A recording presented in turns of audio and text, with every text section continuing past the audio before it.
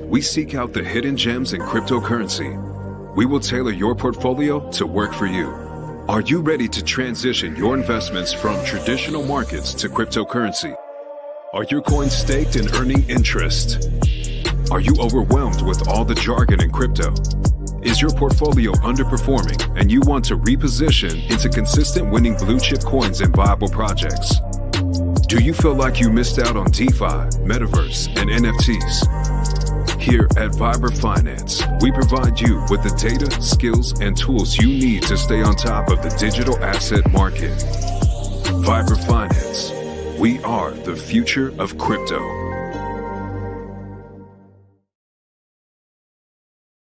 What's up, everybody? Welcome back to another episode of Live. My name is Adam. Today, kind of actually a boring day after the recent shenanigans that have been going on in the space. So let's check out some of these bubbles. I was just looking at the chart too. And it looks like PDI was pumping a little bit, which was good to see. I'm still holding out, even though the chart it just looks like we're in a massive downtrend. I don't know. I just think there's something that's gonna happen out of this. I'm remaining optimistic. So shout out to everyone that's P dying out there. What up, John May? Looks like I'm gonna make it the late night now.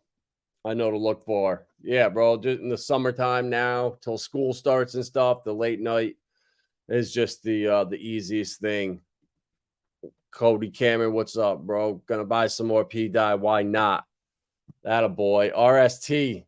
Glad to catch live from the UK at 4 a.m.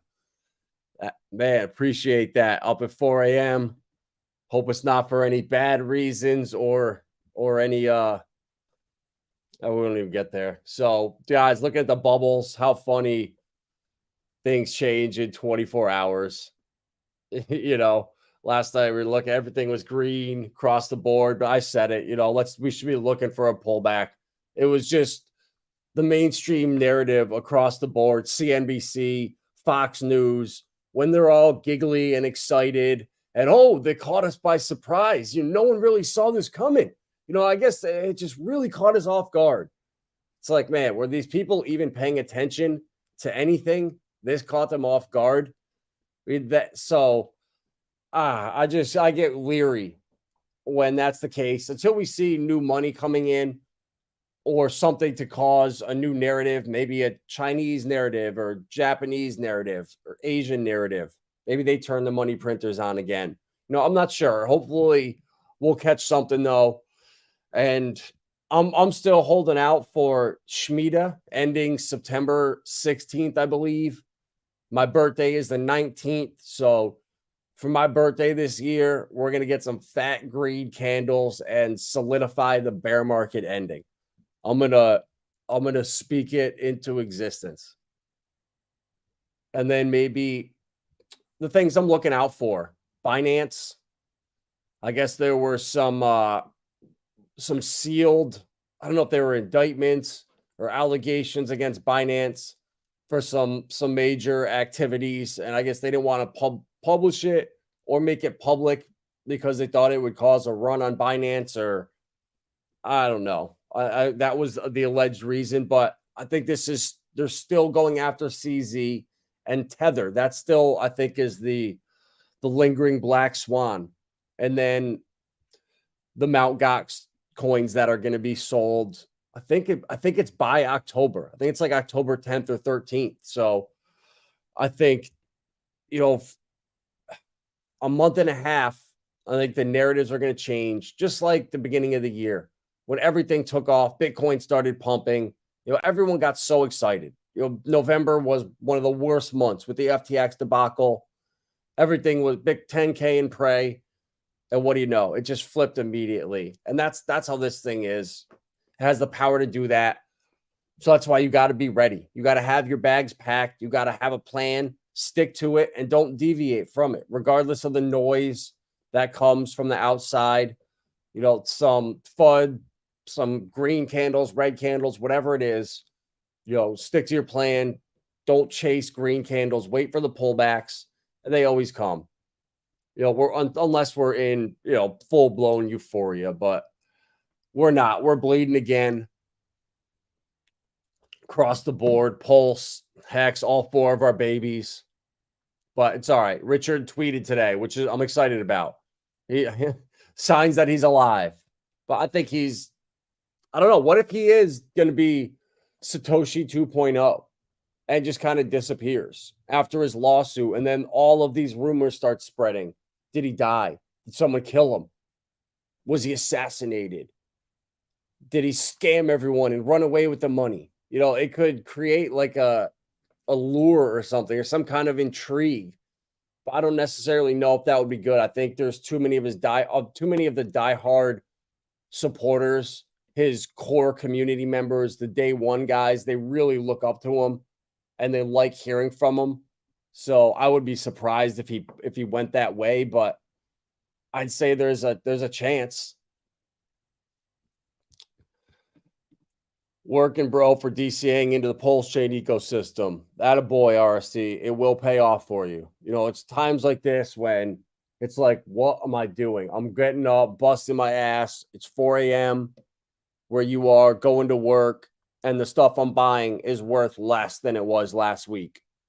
And yeah, you know, you can get more this week for your buck, but still, how many months can that excite you for? All right, I'm buying more this week, even though it's worth less. Like, that shit sucks, you know? So that's why I've been really pushing people to mint their Zen NFTs on Pulsechain.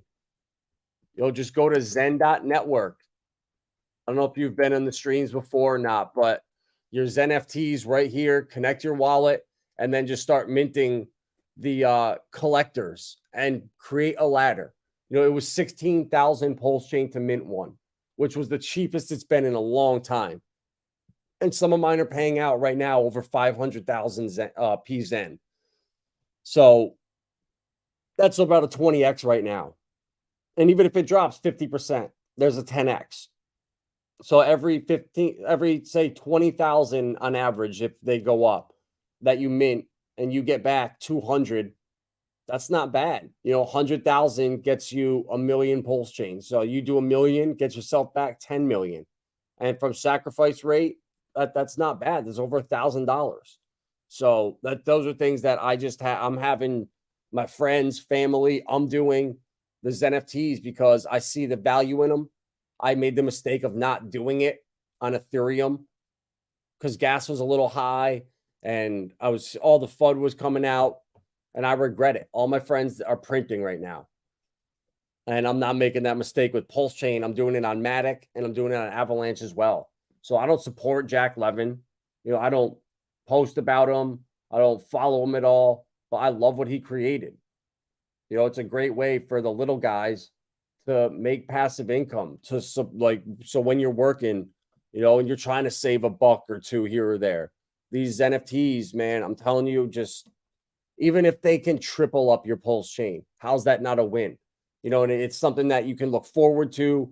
You create a ladder, and like that's what makes time go by. Like when you're working a shitty job or you're waiting for the future, when you have mints that come out, or you have an airdrop or rewards that you claim every 3 days, like I do with Flare. Like it's just something to get you to look forward to.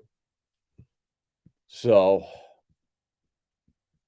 Shaq O'Neal, man, how's the Hall of Fame? Changes nothing, just weekends are out finally. Yeah, I'm hoping so. You know, so Richard's tweet here. Pulsechain so much better than layer 2 scaling solutions. Lots of reasons. For instance, what just happened with StarkNet? Apparently, everyone that didn't upgrade to a new wallet on time lost all their coins. That sucks. That really does suck. Yeah, I turned comments off. Yeah, that sucks. So I could die. All right, we got we got a pump up 23% in the last 6 hours. And it did actually, I know, I guess we did make a couple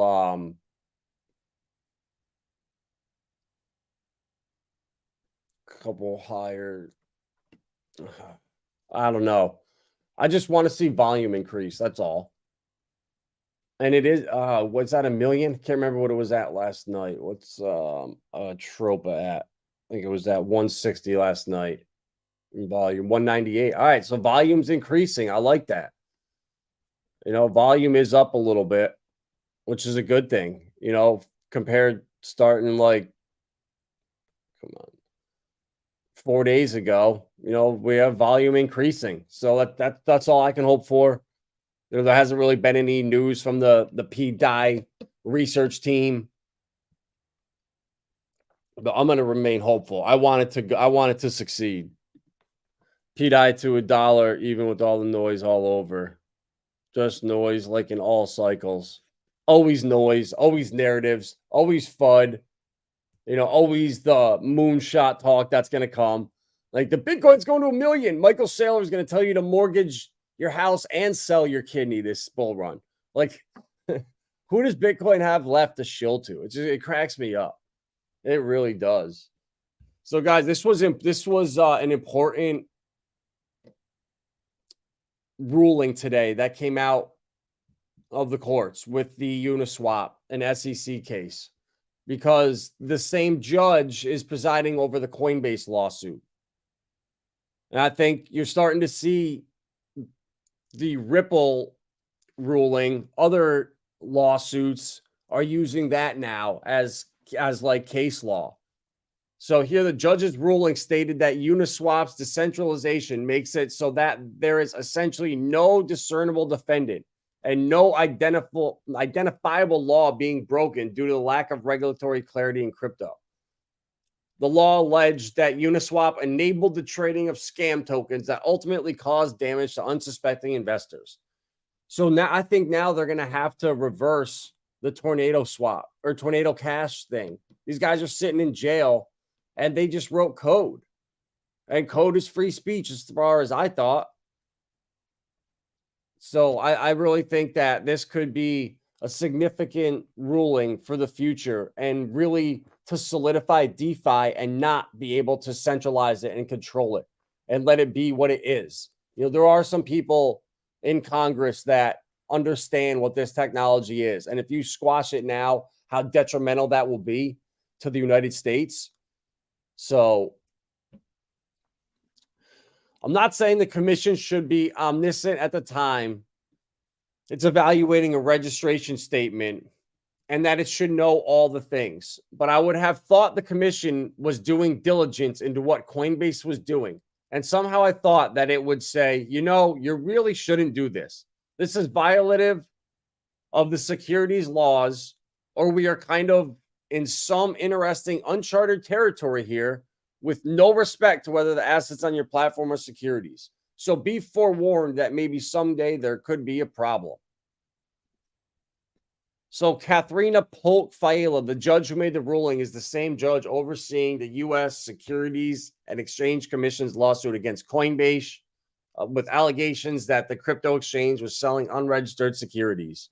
So there we go. That all this is going to be cleared up, guys. And these idiots in the House, in Congress that are against this, they're going to be the scapegoats that get blamed for the problems, and the new guys, the new administrations, and the new elected officials that are running are going to start running saying, look, these guys suck. They can't get it right.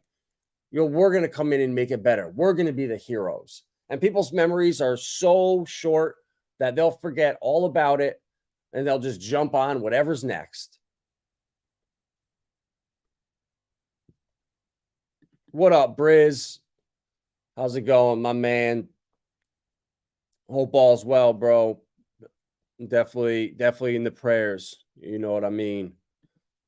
Guys, don't get trapped this time. BTC to 75, max 80K. Get out fast no matter what. Big trap for retailers. Bingo. I agree 100%.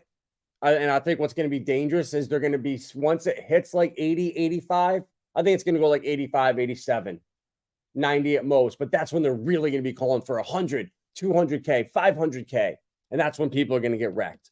It'll pull back to probably 75 and then push back up, and it won't make a new high. And people are going to then say, oh, no, it's going to be the triple top. This cycle is going to be the triple top. Watch. and then you're just going to be holding your bags. At that point, now you're officially exit liquidity. So the only thing that I would say is to watch when the ETF comes out, but I'm going to talk about that in a second here. But yeah, good point, Shaq, for sure. Take those 40, 50X in the Pulse ecosystem. Please don't get, you can't, I made that mistake a lot because they are psychological numbers. The 100X, when you get something that's like a penny going to $1, you really got to be careful of that and just accept whatever. 100X, it doesn't matter. It's just a number. But they can mess with your heads 100%. Of course, they're going to do 100X from those levels. You said would take profits. Yeah, listen to Shaq. The NBA Hall of Famer has got that wisdom and the rings to back it up. All is good. That's good to hear, my man Briz. Says John May. It's so funny that the shadow banning on YouTube. If you mention BlackBerry, The Rock, and the SEC, they're pretty much my whole title. The SEC loses to Coinbase. I notice the shadow banning immediately. I mean, I don't care. It is what it is, but we will break through it. This article is really crazy. There's always, in these stupid articles, there's always some nuggets that they throw in there. And that's what I try to look for in here. So we know PayPal stablecoin. Why did it come out? They made a big deal of it launching and there's no difference if you go in and put $100 and deposit it into your account and you have $100 in cash. You can use that and go and buy crypto with it. So what the hell do you need their stablecoin for? If you can buy crypto with the cash you deposit, there's zero need. So I couldn't figure out what the hell was the point of this. And I think it's set up to be like a fall guy or just like a crash course or a crash dummy, and then the narratives are going to spin after it because the Giant introduced their stablecoin earlier this month as a competitor to existing stablecoins. At the writing, the market cap was $4.5 million, putting them at the 2,175th position among various crypto assets and the 39th ranked stablecoin. So we're here. Despite being in development for nearly a year, the anticipation was for PayPal's stablecoin to experience a swifter adoption rate. Nevertheless, obviously, it shit the bed because USDC and Tether maintaining their dominant positions. But this was interesting. However, the landscape might transform due to recent communication from the Federal Reserve to banks. The memo outlined the Fed's intentions to assert oversight and regulatory control over stablecoins. Notably, the directive subtly discouraged U.S. banks from holding reserves for stablecoin issuers or facilitating stablecoin settlements. The ramifications of this shift on PYUSD are uncertain at this juncture, but it could alter the prevailing dynamics of market dominance. Well, their little shitcoin did not touch market dominance. It was like a fart in the wind. So, that makes me wonder, are they coming for Tether? Something just tells me Tether is that black swan that's waiting to blow up. That or Binance. And with the allegations now or the indictments that I think are coming, I just was reading a couple tweets before I popped on. So I'm going to look into that more, but it's not looking good. They've been coming after Binance forever. They're the biggest exchange in the world. So if they can somehow just get Binance out of the US permanently, get rid of Binance US too, they can control more of these on-ramps and then come after Tether. But I don't think they are because Tether can't, the Department of Justice, they love Tether. They can shut down wallets that hold Tether. Same thing with USDC. So I don't know.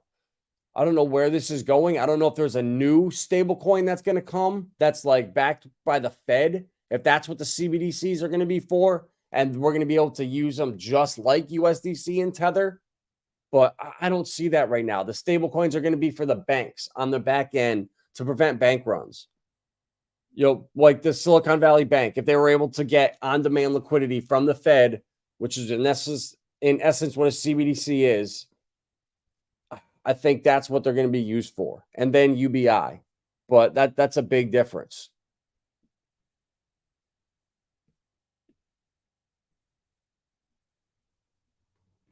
John, can't wait for Web3 to take off. Come on, guys. Don't be stupid and get wrecked for 5 years till next bull run. Take profit this time.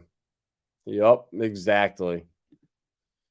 Bitcoin all-time high was 2017 was 19K. So to get to 69K was a 3.6x. I think it's possible for Bitcoin to hit a 2x of its previous all-time high. So 140 per cycle. Yeah.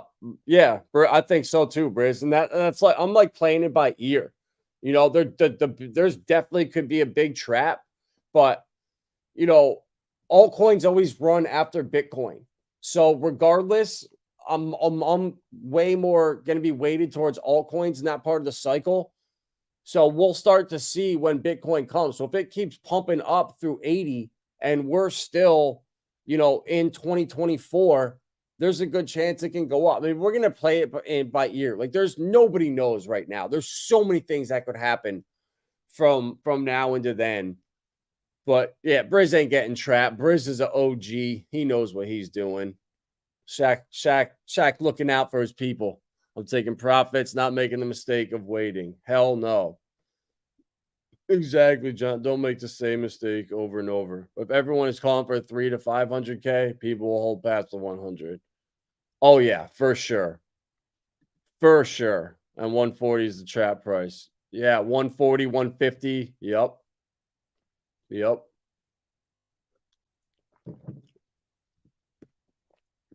People expected a 1 million. Yeah, I can't wait to see what Michael Saylor's predictions are when we're in the bull run.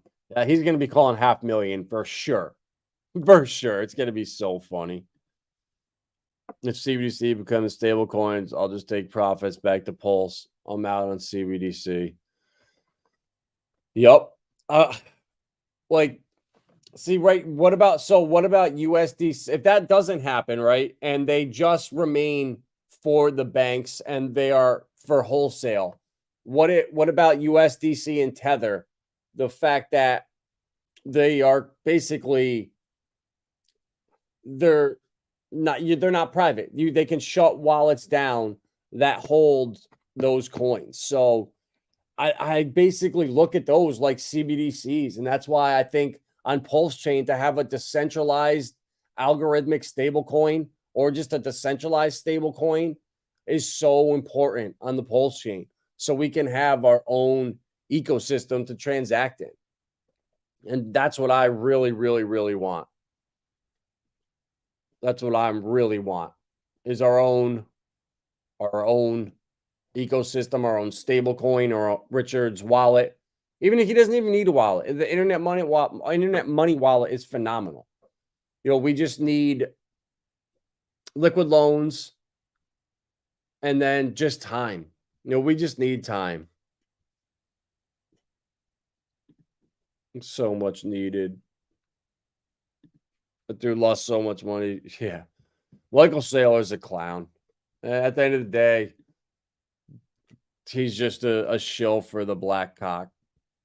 The guys here, Vivek Ramaswamy says Grayscale win clears path for Bitcoin innovation in America. You know what's funny about this?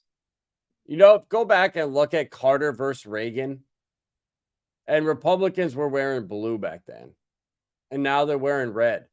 So within 40 years, or was that 44 years? Was that 80 or 84? It was 80, I think.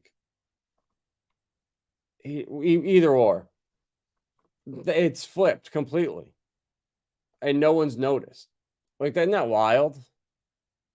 So he's bullish on Bitcoin, especially after Grayscale. And watch, Trump is going to be the ETH guy. I'm calling it right now. Trump's going to come out and be like, so the biggest ETH bull because of his NFTs, and he's got a bunch of ETH. How funny would that be if he started saying Bitcoin is Chinese crypto, ETH is is the good crypto. That would be so funny. But the fact that it's getting politicized, I really like it. It means these things are going to start happening faster. Vivek noted courts have been on crypto's side over the past 2 months. Besides ruling that the SEC's denial of Grayscale's ETF is arbitrary and capricious, the judge also favored Ripple over the SEC in July. So this is good, guys. We need to see these mainstream articles that get out to people that don't know anything about crypto, and just Democrats that see their party getting embarrassed. And Gary making a clown and all the memes of all of the congressmen in your party. Like, that just doesn't, especially with the social media era we're in now, I think that really, really makes a difference. And it's just a new world. Like, Johnny Chaos had a great tweet earlier, just saying that no one watches the media anymore. You do something stupid and you go viral on Twitter and social media, the people are hearing about it right away and stuff spreads around. So I think they really underestimated Twitter and social media and how fast things go viral and trend, and their little AI tools and their blocking mechanisms, they just don't work. There's too many different platforms now and too many ways around it. So I think they're going to just adjust to the times, and the now they fight us phase might be coming to an end. So this was the last article for the night here. Bitcoin's ETFs have a 75% chance of approval this year. Guys, this year, could you imagine? The probability for a spot Bitcoin ETF by the end of 2023. They raised it to 75% from an earlier 65%. And it's 95%, basically a done deal, says C Fart. In his own post, C Fart added the spot Bitcoin ETF approvals will likely be a done deal by Q4 2024. So there you go. Q4 2024, blow off top, end of the cycle, a year from the halving. So altcoins then explode, maybe January at the latest, and a year from the halving, when altcoins have topped every other cycle, people are going to be bag holding, saying, what in the hex just happened? My bags are dying in front of my face. The bull run was supposed to blow off right here. And that's going to be a potential bull trap. Like, there's like 5 different traps coming, depending on when this ETF comes out, and at like 100K or 80, 90K and like 120, 140. So lots of different traps out here. Be careful. Briz is calling. I would love it, Briz. 50K Bitcoin the end of the year. That would be awesome. Set us up for a nice run to like 80 at the halving. And then if the ETFs come out, we shoot up quick. One little retrace, and then by Q4, boom, explode. And it could be over by 2025. Who knows? Like, these markets trade so fast now that I'm not leaving it out there. I'm really starting to lean away from the lengthening cycle, and this is going to be like a slow grind up until 2026. I don't think that's going to happen. I really don't. That just benefits retail too much, and no volatility like that. I don't see it happening right now. So then a log crab walk till the halving. Yeah, so many different potentials out there. That's why it's just so important to keep every single potential, be ready for it. Be ready for things to blow off top early, for a slow grinding cycle, a disappointing cycle, a euphoric cycle. Like I said, 5 different scenarios pretty much, with the blow off tops, the fake outs, and ways it could play out. And be ready for all of them. And we will be. We'll be here. I'll be here streaming 5-6 times a week. And all you can do is look at the newest information that's came out.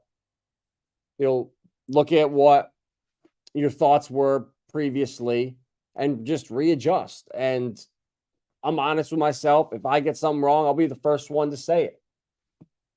And I like to be a little conservative. I don't want to be the one that says, oh yeah, I thought Hex was going to $4. and it hits $1.50. I'd rather say $2 and be like, you know what? I was close. It only got to $1.50. You know, so I want to be conservative to the short side or to the downside. Be logical. It never happens that we all win. Exactly. The traps are real around 85K. I would say the traps, and if we go above that, I think the traps are then at like 115-ish for 125 and then 140-ish for 150. So I think there's 3 traps. So we get, yeah, definitely. Euphoria last max, yeah, 10 days for sure. You upload that altcoin blow. And honestly, we didn't even see it really. Altcoins just going crazy like we did in 2017. So I'm hoping that because like XLM and, you know, Algorand and some of these other coins really didn't do much last cycle, I'm hoping that they could have blow off tops, that the ISO coins or something with utility or whatever narrative has a huge blow off top, kind of like that last cycle. So that's what I'm going to be looking for. Godfather J6. Good to see you, John May. But I'm going to be ready for everything. You know, I'm going to be ready for craziness. I'm going to be ready for the most sophisticated scams we've ever seen. That's one thing, too, that I think people need to be very careful of. The sophistication of scams is going to be insane, especially with AI. Now, I think it's going to be really dangerous. So really never, like, I would almost now recommend for new people just using crypto on one computer and doing nothing else. Just buy a cheap laptop or something and just use crypto on that only. And don't even click any links. Don't do anything that could potentially make you vulnerable. So that's all I got for tonight. That's my rant. You know, kind of a quiet night. I did hear though that BitBoy was having an affair. I don't know if that's real or not, but if it is, I mean, the shenanigans going on down there. I mean, you can't make this stuff up. That his boys, his best friend's dad was their accountant, and he didn't pay taxes in 2021. So I don't know how they get there, but God bless BitBoy. Hopefully, he gets out of this mess, and a new wave of streamers make their way to the front this cycle, because these clowns got to go. You know, Ivan I really like, but yeah, these guys, man, they are just clowns. So like, share, subscribe. Let's get this bitch up to 1,000 so we can really start breaking through the algorithm. I could stream live straight through YouTube, I believe, at 1K like Rags did today, his little walk through the neighborhood. So appreciate you guys stopping in, all the support, and we'll see you guys tomorrow morning with Blockchain Monkeys at 10:30 a.m. and then another late night stream tomorrow. Peace.